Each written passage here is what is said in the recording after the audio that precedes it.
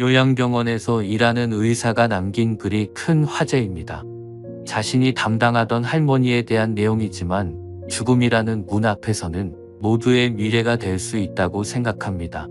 요양병원에서 만난 할머니는 변덕스럽고 짜증이 많았다. 투정 부리는 일이 많고 음식을 흘리거나 시설 규칙을 안 따른다고 핀잔을 들으면 오히려 더 소리를 지르고 난리를 치는 노인이다. 양말이나 신발 한 짝을 항상 잃어버려 직원들에게 바보 취급을 당하기도 했다. 어느 날은 간호사가 휴가를 가서 혼자 진료를 보았다. 진료만 하기보다 친근하게 다가가고 싶어서 이런저런 말동무를 해드렸더니 본인 이야기를 하셨다. 할머님은 부모, 형제, 자매와 화목한 가정에서 지내다가 20살에 결혼하고 25살에 애를 낳았다고 했다. 30대엔 아이들 키운다고 정신이 없고 40대엔 애들을 독립시키고 남편과 함께 행복했다고 했다. 50대엔 손주들이 생겨서 갱년기를 극복하고 다시 한번 삶의 의미를 찾았다고 했다. 그러나 60대부터는 안 좋은 일들의 연속이라고 하소연을 한다. 남편이 죽고 둘 있는 자식은 유산으로 크게 다투고 연락이 거의 끊긴 상태라고 했다. 그러면서 너무 외롭고 힘들다고 부모님을 생각하면서 자기를 조금만 더 따뜻하게 봐달라고 했다. 이 얘기를 듣는 순간 아차 싶었다.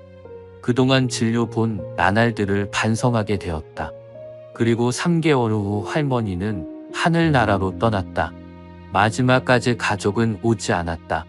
하늘에서는 사랑하는 사람들과 행복하게 지내길 진심으로 바란다. 하지만 이 세상이 그녀에게 남긴 것은 남은 진료비와 요양비용 청구서다.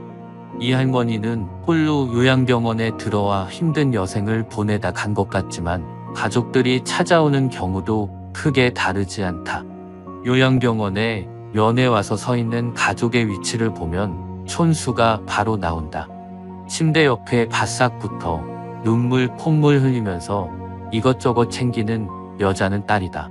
그 옆에 뻘쭘하게 서 있는 남자는 사위다. 문간쯤에 서서 먼 산 바라보고 있는 사내는 아들이다. 복도에서 휴대폰 만지작거리고 있는 여자는 며느리다. 요양병원에 장기 입원하고 있는 부모를 그래도 이따금씩 찾아와서 살뜰히 보살피며 준비해온 밥이며 반찬이며 떠먹이는 자식은 딸이다. 대개 아들놈들은 침대 모서리에 잠시 걸터 앉아 딸이 사다 놓은 음료수 하나 까먹고 이내 사라진다. 아들이 무슨 신주단지라도 되듯이 아들 원하며 금지옥력 띄워놓은 벌을 늙어서 받는 것이다. 딸 하나 열아들 부럽지 않은 세상인 것은 그때는 몰랐다.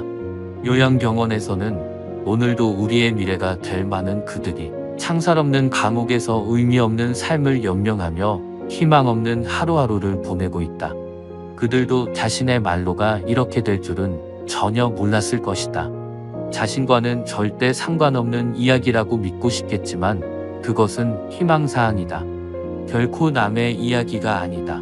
우리는 나이가 들고 서서히 정신이 빠져나가면 어린애처럼 속이 없어지고 결국 원하던 원치 않던 자식이 있던 없던 마누라 남편이 있던 돈이 있던 없던 세상에서 지위가 높던 낮던 잘났던 못났던 모든 분들이 요양원이나 요양병원에서 생의 마지막을 보내게 된다.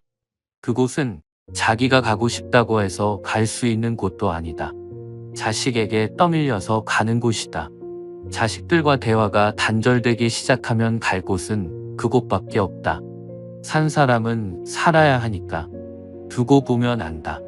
그래도 어쩌랴. 내 정신을 가지고 사는 동안에라도 맛있는 것 먹고 가고 싶은 곳 가보고 보고 싶은 것 보고 하고 싶은 것 하면서 즐겁고 재미있게 살아야지. 기적 같은 세상을 그저 그렇게 보낼 수 없지 않겠는가. 최근에는 90세가 넘은 할아버지가 오셨다. 할아버지는 병이 너무 깊었다. 옆에서 할머니가 성경을 읽으며 지극정성으로 할아버지 곁을 지켰다. 아침 저녁으로 할아버지 가족들이 병실을 다녀갔다. 아버지가 이제는 못 일어나신다. 이젠 화장실 걸음도 못 하신다. 조금 전에도 의사가 호수로 오줌 빼주고 갔다. 할머니는 눈물을 글썽이며 아들에게 말했다. 아들은 아무 말이 없었다. 그날 저녁 할아버지 막내딸이 병실로 찾아왔다. 지방에서 올라온 막내딸은 할아버지 손을 잡고 한참을 울었다. 할아버지는 괜찮다고만 했다. 막내딸은 3일 동안 할머니와 함께 병실에서 잠을 잤다. 아빠, 나 이제 가봐야 하거든. 아빠하고 같이 있고 싶은데 그럴 수가 없어. 김서방 출근도 시켜야 하고 아이들 학교도 보내야 해. 그녀는 울먹이며 늙으신 아버지 가슴에 얼굴을 묻었다. 아빠, 옛날 일 기억나? 아빠하고 나하고 매일 들밭을 걸어서 학교 갔었잖아. 여름 장마 때면 아이들은 잔뜩 부른 개울물 앞에서 늘 아빠를 기다렸어. 감자처럼 작은 아이들은 한 명씩 가슴에 안아서 개울물을 건네줬지. 아빠는 사랑이 많은 선생님이었으니까. 아빠가 학교에서 숙직하던 날 기억나지? 엄마가 싸준 도시락을 들고 내가 눈밭을 걸어서 아빠에게 갔던 날. 내 발바닥 꽁꽁 얼었다고 아빠가 따뜻한 배 안으로 내 발을 집어넣었잖아. 얼마나 차가웠을까. 막내딸은 울음을 삼키며 할아버지 가슴에 다시 얼굴을 묻었다. 딸의 울음소리에도 할아버지는 말없이 눈물만 흘렸다. 아빠, 나 이제 가야 돼. 꼭 다시 일어나야 돼, 아빠. 옆자리에서 있던 할머니가 막내딸의 손을 끌었다. 어여 가거라, 어여. 내 아버지 다 알아들으셨을 게다. 할머니는 막내딸을 데리고 병실 밖으로 나갔다. 잠시 후 할머니는 눈물을 닦으며 병실 안으로 들어왔다. 조금 전에 나간 아이가 우리 막내딸이라오. 아버지 사랑을 많이 받고 자랐지요. 지금도 아빠 하잖아요. 이제 제 아버지 눈이나 감으면 와야지 뭐. 아버지를 끔찍히 좋아했는데 아버지 얼굴을 마지막으로 본다고 생각하니 얼마나 슬펐을까. 바로 그때 할아버지 목소리가 들려왔다. 임자. 할아버지는 가쁜 숨을 몰아쉬며 일으켜 달라고 했다. 할머니와 나의 부축을 받으며 할아버지는 한 걸음 창가 쪽으로 걸어갔다. 할아버지는 힘겨운 숨을 고르며 창밖을 살폈다. 창문 밖 멀지 않는 곳에 정문 쪽으로 걸어가는 막내딸의 뒷모습이 보였다. 할아버지는 오른팔을 들었다. 딸의 뒷모습을 어루만지듯 할아버지는 유리창을 쓰다듬었다. 딸을 향해 마지막 인사를 하는 할아버지의 눈가로 눈물이 조용히 흘러내렸다. 할아버지와 딸은 결국 이날이 마지막이었다. 할아버지는 한 달 뒤 잠을 자다 돌아가셨기 때문이다. 할아버지의 마지막 날, 딸은 눈물을 흘리지 않았다. 더 이상 흐를 눈물이 남지 않았기 때문이다. 어떠신가요? 결국 인간은 누구나 자연의 섭리에 따라서 빈손으로 왔다가 빈손으로 자연의 품속으로 가는 것입니다. 사는 동안 즐기면서 살아야 합니다. 이 세상에서 가장 소중한 것이 건강입니다. 이 세상에서 가장 중요한 것이 마음입니다. 노후까지 건강하고 즐겁게 산 사람이 이 세상에서 가장 행복한 사람이며 가장 세상을 잘 살아온 사람입니다. 여러분들의 가정에 행운과 축복이 함께 하시고 사는 날까지 건강하고 행복한 삶이 되시기를 기원드립니다. 이상 철학저택이었습니다. 나에게 아무렇지 않게 상처 주는 사람이 있는가? 흔히 그런 사람들을 상대하지 않는 것이 좋다고 하지만 그렇지 않다. 가장 최고의 복수는 내가 받은 것의 10배를 되돌려주는 것이다. 하지만 사람은 고쳐 쓰는 것이 아니라고 했다. 검은 머리 짐승은 고쳐 쓰는 것이 아니다. 나에게 상처 준 사람에게 내가 할 수 있는 것은 내가 제일 잘 먹고 건강하게 잘 사는 것이다. 복수하겠다는 생각에 사로잡혀 내가 해야 할 일을 하지 못하는 게 아니라 한 걸음 더 높이 올라가는 것이다. 그런데 어떻게 해야 사람들이 보란 듯이 잘 살 수 있을까? 어떻게 해야 진정한 복수를 하는 것인가? 최고의 복수를 하기 위한 삶의 지혜를 탈무드에서 찾아보자. 첫 번째, 말을 칼같이 아껴라.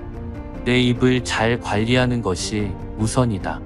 말을 항상 조심하며 살아야 한다. 저 사람에게 상처받았다고 다른 사람에게 가서 복수하겠노라고 이야기하고 다녀서는 안 된다.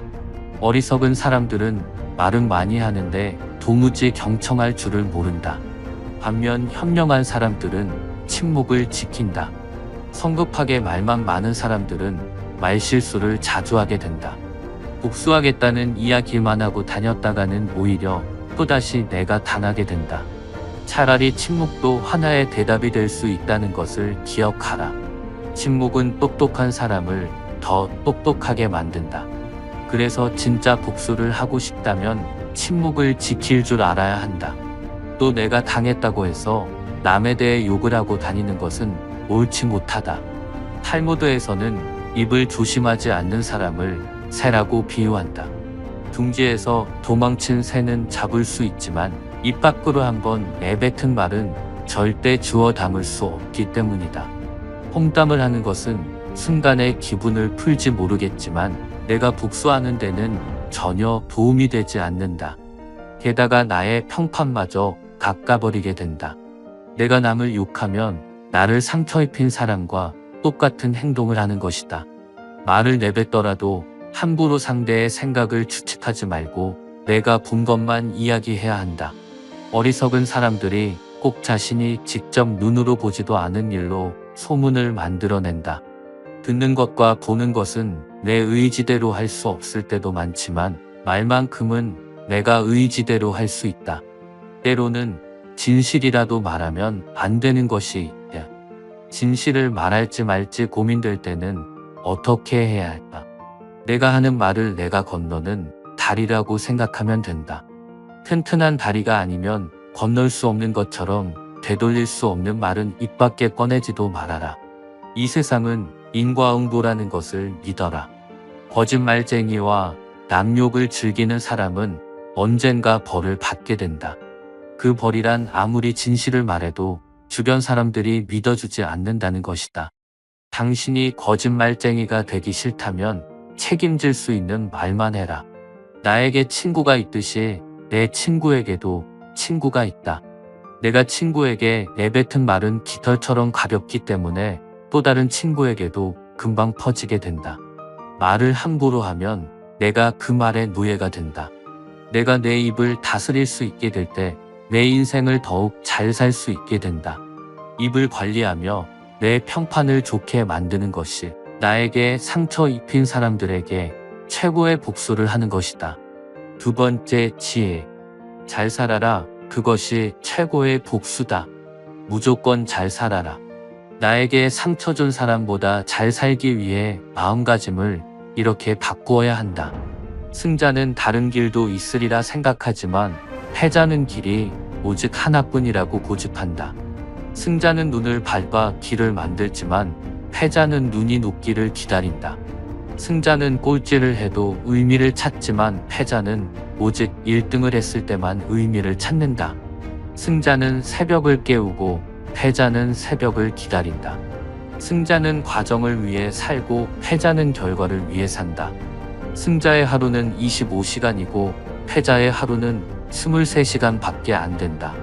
승자는 구름 위에 태양을 보고 패자는 구름 속에 비를 본다. 승자 입에는 솔직함이 가득 차고 패자 입에는 핑계가 가득 차 있다. 승자는 행동으로 말을 증명하지만 패자는 말로써 행동을 변명한다. 승자는 7번 쓰러져도 8번 일어서고 패자는 쓰러진 7번을 낱낱이 후회한다. 승자가 즐겨 쓰는 말은 다시 한번 해보자이고 패자가 즐겨 쓰는 말은 해봐야 별 수 없다이다. 이보다 더 힘든 시간은 언제나 있다고 생각해라. 저절로 얻어지는 것은 없다. 단번에 바다를 만들려고 해서는 안 된다. 장미꽃은 가시와 가시 사이에서 피어난다. 세상에는 너무 지나치게 쓰면 안 되는 것이 3가지가 있다. 먼저 해야 할 일부터 손을 대고 뒤로 미룰 수 있는 것은 마지막에 가서 해라. 작은 불도 큰 것을 태울 수 있다. 세상은 약하지만 강한 것을 두렵게 하는 것이 있다. 첫째, 모기는 사자에게 두려움을 준다. 둘째, 거머리는 물소에게 두려움을 준다. 셋째, 파리는 전갈에게 두려움을 준다. 넷째, 거미는 매에게 두려움을 준다. 아무리 크고 힘이 강하더라도 반드시 굴복해야 할 무서운 존재라고는 할 수 없다. 힘이 약하더라도 어떤 조건만 갖추어져 있다면 강한 자를 이길 수가 있는 것이다. 아무것도 선택하지 않은 것은 하나를 선택한 것이다. 아무 방법도 없을 때 선택할 수 있는 한 가지 방법은 용기를 갖는 일이다. 돈이 없는 것은 인생의 절반을 잃은 것이고 용기가 없는 것은 인생의 전부를 잃은 것이다. 너무 지나치게 후회하지 마라. 그것이 옳은 일에 나설 용기를 해친다. 성공의 절반은 인내심이다. 성공의 문을 열려면 밀거나 당기거나 해야 한다. 실패하는 것을 두려워하는 것은 실패한 일보다 더 나쁘다. 실패는 경험이고 성공의 어머니다. 세 번째, 남에게 관대하고 친절해라. 지금 힘이 없는 사람이라고 우습게 보지 마라. 만약 내가 그를 우습게 본다면 나를 상처 입힌 사람과 똑같은 행동을 하는 것이다. 힘없고 어려운 사람들은 100번이라도 도와주어라. 오히려 내가 경계해야 할 사람은 인성이 안 좋은 사람이다. 성격이 안 좋은 사람들은 고마워도 고맙다고 말할 줄 모르고 미안해도 미안하다고 말할 줄 모른다. 당신만큼은 다른 사람에게 상처 주고 싶지 않다면 마음으로만 고맙게 생각하지 말고 입 밖으로 고맙다라고 이야기해라. 슬프고 힘들어하는 사람들은 작은 일에도 예민해진다. 어려운 상황에서 살아가는 사람들에게 늘 관심을 가져라. 내가 도와줄 수 있는 영역이면 크게 무엇이든 고민하지 말고 도와주어라. 절친한 친구가 당신을 배신할 때도 있을 것이다. 그럴 땐 너무 화가 나서 친구의 멱살을 잡을까 생각이 들기도 한다. 하지만 싸우고 싶은 마음이 들어도 먼저 싸움을 포기하는 것이 더 고상한 행동이다. 싸움으로 얻을 수 있는 이득이 도대체 무엇이 있는가? 원한을 풀기 위해 끝까지 싸워도 마음이 편해지지 않을 것이다. 차라리 속 좁은 상대를 마음 넓은 내가 용서하고 넘어가라. 모든 사람으로부터 배울 수 있는 사람이 세상에서 가장 강한 사람이다. 남에게 복수를 하기 위해서는 그 전에 나에게 잘해주는 사람을 절대로 저버리지 말아라. 그런 사람은 평생에 한 번 만날까 말까인 사람이다. 세상에는 바보들이 참 많지만 그런 바보들이 있기에 내가 현명해질 수 있는 것이다. 그러니 다른 사람이 나에게 잘못을 저질렀더라도 넓은 아량으로 눈 감고 넘어가 줘라. 부자의 쾌락은 가난한 자들의 눈물로 얻어진다. 돈이 많다고 꼭 좋은 것만은 아니다. 돈이 좋은 기회를 만들어주는 것은 사실이지만 모든 것이 좋아지지는 않는다. 부자를 동경하는 사람들은 부자가 가지고 있는 돈을 동경하는 것이다. 재산이 많은 사람들은 걱정거리도 그만큼 늘어난다. 여기저기서 돈 빌려달라고 난리를 치기 때문이다. 돈은 수치도 아니지만 명예로운 것도 아니다. 인간은 태어날 때 두 손을 꼭 쥐고 태어난다. 그러나 죽을 때는 두 손을 펴고 죽는다. 이 말은 도대체 무슨 의미인가? 태어날 때는 세상 모든 것을 움켜쥐고 싶어 하지만 죽을 때는 누구나 빈손으로 떠난다는 말이다. 하지만 돈은 살아가는데 없어서는 안 된다는 사실을 부정할 수는 없다. 탈무드에서는 부자가 되기 위한 방법을 이렇게 이야기한다. 겨울에 따뜻한 난방을 위해 사용해야 할 돈을 여름에 탕진하지 말아라. 또 고깃국을 먹고 빚쟁이한테 도망다니는 삶을 사는 것보다는 차라리 굶고 떳떳하게 걸어 다니는 게 좋다. 매일 할 일은 오늘 하고 오늘 먹을 것은 내일 먹어라. 몸은 마음에 의존하고 마음은 돈에 의존한다. 돈을 사랑하는 것만으로는 부자가 될 수 없다. 돈이 나를 사랑하게끔 만들어야 한다. 사람을 상처받게 하는 것이 세 가지 있다. 번민, 말다툼, 그리고 텅 빈 지갑이다. 그 중에서 텅 빈 지갑이 가장 크게 사람을 상처 입힌다. 돈이나 물건은 그냥 주는 것보다도 빌려주는 쪽이 낫다. 남에게 돈을 빌려줄 때는 증인을 세우고 선을 행할 때는 아무도 보지 않는 데서 하라.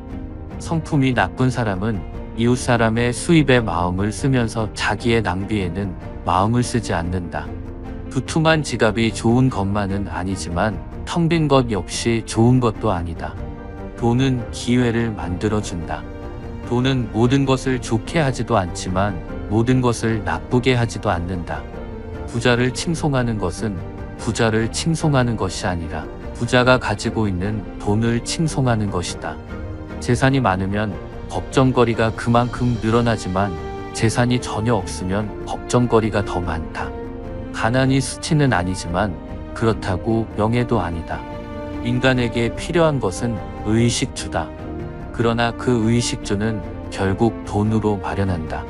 돈이란 그것을 가지지 못한 사람에게는 매우 소중해 보인다. 돕는 쫓으면 달아나고 없다고 생각하면 따라와 자연스럽게 모인다. 몸은 마음에 의존하고 마음은 돈에 의존한다. 돈을 사랑하는 것으로는 부자가 될 수는 없다. 돈이 당신을 사랑하게 만들어야 한다. 나에게 상처 준 사람에게 하는 최고의 복수는 바로 내가 그 사람보다 높은 곳으로 가는 것이다. 그것이 진정한 복수이며 다시는 상처받지 않는 길이다. 그 누구도 나를 무시할 수 없는 위치에 가라. 모두가 너를 우러러 볼 것이다. 반대로 똑같이 갚아줄 생각만 하면서 하루하루를 보낸다면 계속 상처받는 일만 생길 것이다. 당신에게 상처 준 사람에게 하루라도 빨리 복수하고 싶다면 인생의 지혜를 먼저 갈고 닦아라. 나이 들어 친구도 하나둘 멀어지고 자식들과 함께 있어도 내 외로움을 채워주긴 어렵습니다. 오늘은 죽음의 문 앞에 도달한 부자 노인이 자신의 이야기를 통해 인생의 깨달음을 전해드리려고 합니다. 삶은 손을 쥔 채로 왔다가 떠날 때는 손을 편 채로 간다고 했습니다. 태어났을 때는 세상 모든 것을 주겠다는 마음으로 오지만 사실 떠날 때는 아무것도 갖고 가지 못한다는 의미입니다. 결국 부자가 되었지만 인생이 끝나갈 무렵의 허망함을 느낀 그의 이야기를 한번 들어보겠습니다. 특히 나이 50세를 넘어 인생의 후반기를 살아가고 있는 분이라면 이번 영상을 한번 들어봐 주시기 바랍니다. 나의 편지를 읽게 될 사람들에게 오늘도 그대들은 바쁜 하루를 보내고 있겠죠. 하지만 아무리 바빠도 밥은 꼭 챙겨 드세요. 여기까지 와보니 알겠습니다. 비싼 돈으로 산 핸드폰 80%의 성능은 사용하지도 않았고 내 값비싼 차도 80%의 성능은 필요도 없는 것이었고 호화로운 우리 집도 80%의 면적은 비어있는 공간이나 마찬가지였으며 옷과 일용품들 80% 또한 지극히 필요가 없는 것들이었습니다. 살아보니 인생은 경기장과 같더군요. 전반전은 학력과 지위, 권력과 돈을 가지기 위해 애써 살아왔고 그런 것들이 높고 많으면 이기는 것인 줄 알았지요. 하지만 후반전은 다릅니다. 전반전의 승리를 위해 청춘을 바쳤던 하나밖에 없는 몸. 후반전에는 혈압과 혈당, 당뇨와 유산을 낮추기에 급급했습니다. 전반전은 나보다 높은 상사의 명령을 따라야 했고 후반전은 나의 명줄을 잡고 있는 의사의 명령을 따라야 했습니다. 이제야 알겠더군요. 전반전에서 높이 쌓았던 모든 것들이 잘못하면 후반전에서 누릴 수가 없다는 것을 하물며 경기도 중간에 쉬는 시간이 있거늘 나도 쉬어가며 갔어야 했던 것을 전반전에서 앞만 보고 정신없이 살았던 날들 이제는 씁쓸한 추억으로 남았습니다. 나의 편지를 읽는 아직은 건강한 지인들에게 딱히 아픈 곳이 없어도 잠자는 거 아까워하지 말고 음료수만 좋아하지 말고 물도 많이 마시고 괴로운 일 있어도 훌 털어버리며 양보하고 베푸는 삶도 나쁘지 않습니다. 돈과 권력이 있어도 교만하지 말고 부유하지 못해도 사소한 것에 만족하며 필요하지 않아도 휴식할 줄을 알며 아무리 바빠도 움직이고 또 운동하세요.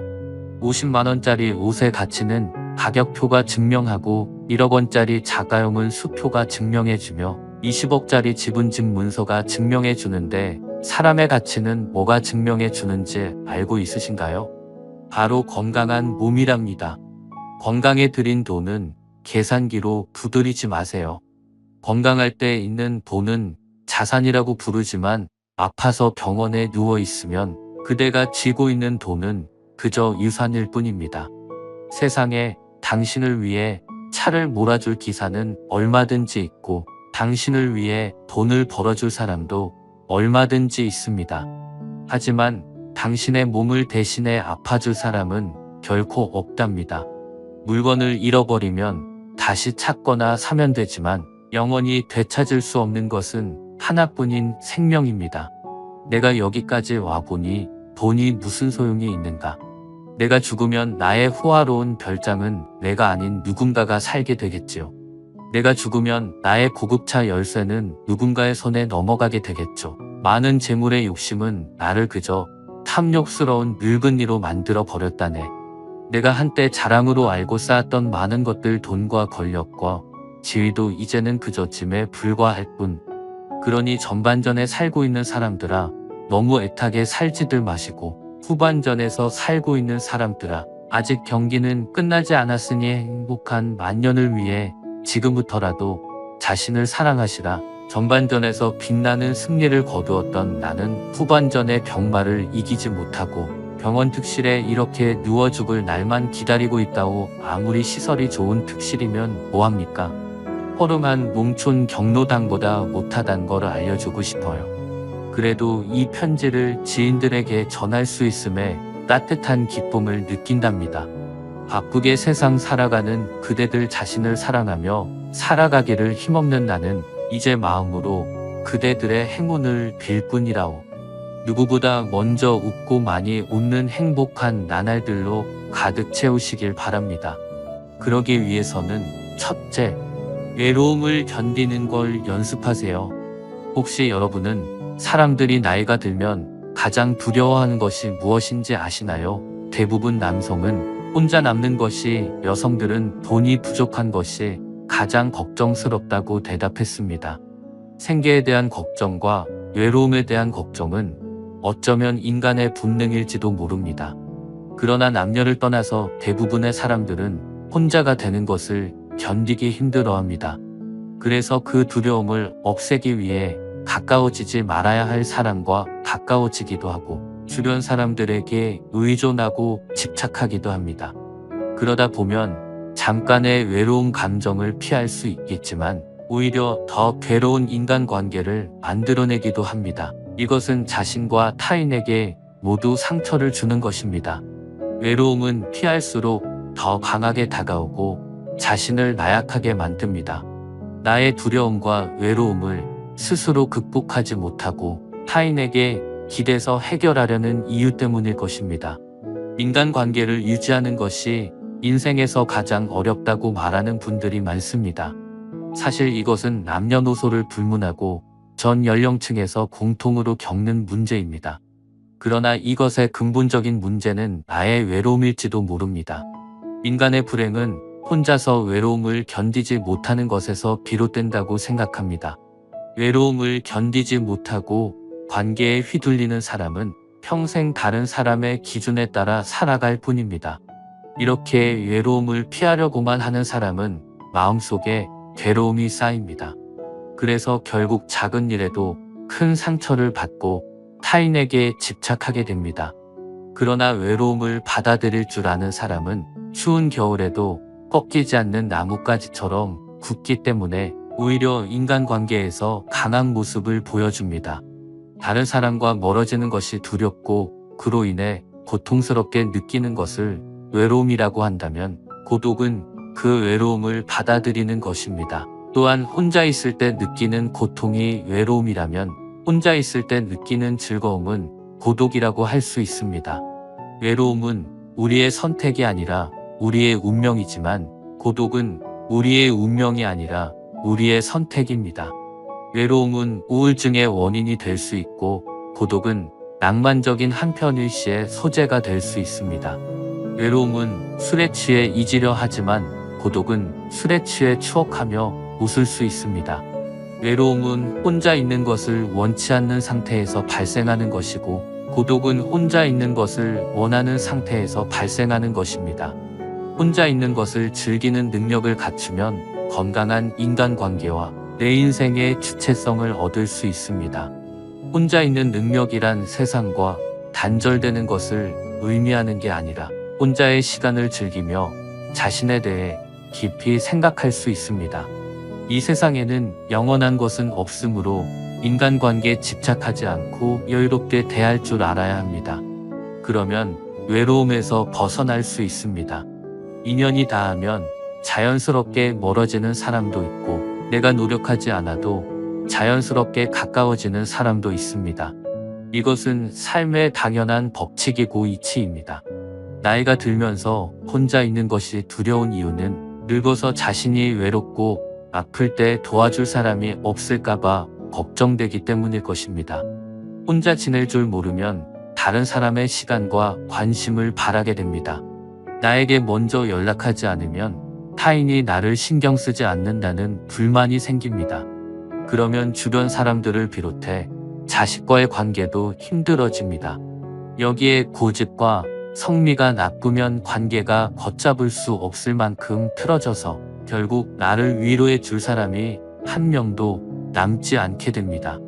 그러므로 다른 사람에게 의존하기보다 상황을 스스로 해결할 수 있는 방법을 찾아야 합니다.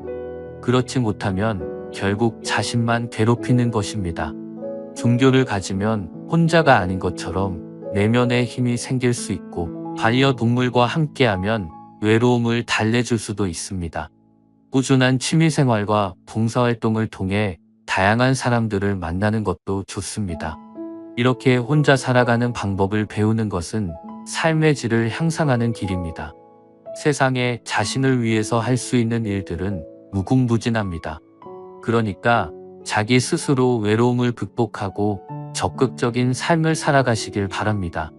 둘째, 내 주변에 있는 사람을 소중히 여기세요. 주변 사람과 관계를 유지하는 것은 결코 쉬운 일이 아닙니다. 함께 많은 시간을 보내다 보면 장점보다 단점이 눈에 더 많이 들어오기 시작하고 갈등도 자주 생깁니다. 그러나 이럴 때일수록 가까운 사람에게 무리하게 말하거나 싫은 마음을 드러내는 것은 바람직한 행동이 아닙니다. 가까운 사람일수록 더 소중하게 대해야 합니다. 내 곁에 있는 사람, 가치를 잊고 살아가면 안 됩니다. 여러분은 곁에 있는 사람에게 함부로 말을 하거나 무관심하고 때로는 그 사람을 무시하며 시간을 보내고 있지는 않으시는가요? 이것은 서로에게 큰 상처가 됩니다. 옛말에 어려울 때 친구가 진짜 친구라는 말이 있습니다. 그만큼 내 주변 사람이 부족하거나 모난 부분이 있어도 아끼고 챙기며 그 사람이 좋은 방향으로 나아갈 수 있도록 도와주어야 합니다. 특히 사랑하는 사람에게 하지 말아야 할 말을 하는 실수를 저지르지 말고 예의 바르고 다정하게 말해보세요. 나에게 돌아오는 것은 몇 배 더 큰 따스함일 것입니다. 어떠신가요? 우리가 남은 인생을 어떻게 살아가야 할지 깨달음을 얻어가셨으면 좋겠습니다. 이제 우리의 삶은 시작입니다. 그 시작에서 하루하루 배움이 있고 철학이 가득하시길 바랍니다. 이 영상을 같이 보고 싶으신 소중한 분들에게 공유 부탁드리며, 오늘 영상이 마음에 드셨으면 구독과 좋아요 부탁드립니다. 철학저택이었습니다.